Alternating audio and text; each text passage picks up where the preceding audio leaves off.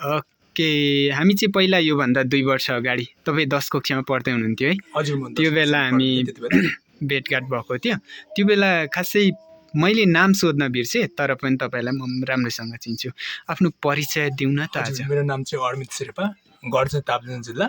म 5 थर फिल्ममा बसेर चाहिँ अध्ययन गर्छु र हरेक विषयवस्तुमा अध्ययन गर्ने र अलिकति आफूले चित्त नबुझेको विषयवस्तुमा टिका टिप्पणी गर्दै पनि आइरहेको छु र गरि पनि रहनेछु।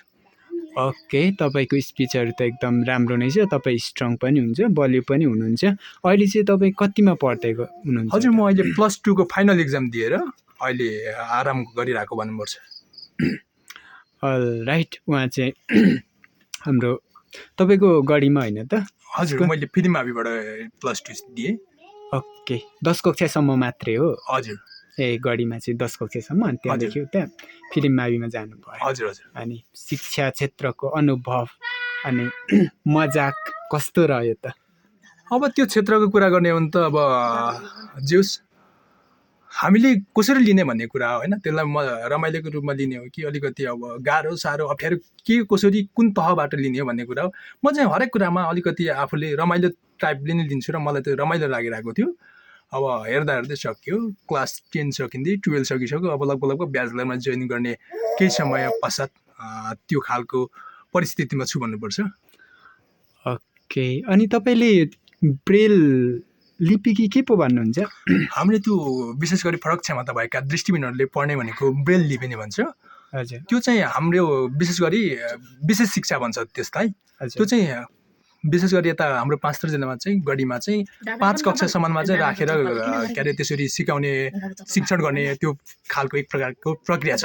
त्यस पश्चातदेखि चाहिँ हामी अरूसँगै एउटै क्लासमा बसेर सहभागिता भई हामी शिक्षा लिने त्यस्तै खालको चाहिँ नि परिवेशमा हुर्कियो र त्यसरी नै पढ्दै लेख्दै सिक्दै आइसकेका छौँ।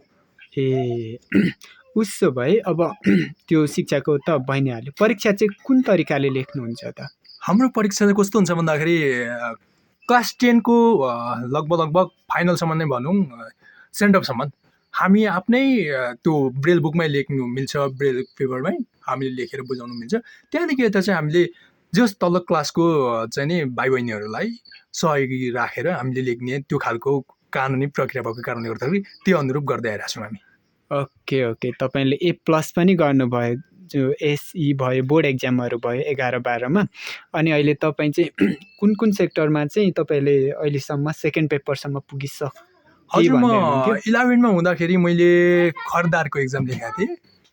त्यति बेला चाहिँ मैले फर्स्ट पेपर निकालेर सेकेन्ड र थर्डसम्म लेखेको थिएँ। अलिकति समय नमिलेको कारणले गर्दाखेरि समय अलिकति अनुकूल भएन। यता फाइनल 11 को फाइनल एक्जाम पनि थियो। त्यस कारणले गर्दाखेरि मेरो अलिकति उता चाहिँ टाइम दिनु नसकेको कारणले गर्दाखेरि सेकेन्ड र थर्ड चाहिँ अलिकति निस्किएन। हजुर। अब चाहिँ तपाईँ ब्याचलर चाहिँ कतातिर कहाँ चाहिँ पढ्ने विचार गर्दै हुनुहुन्छ?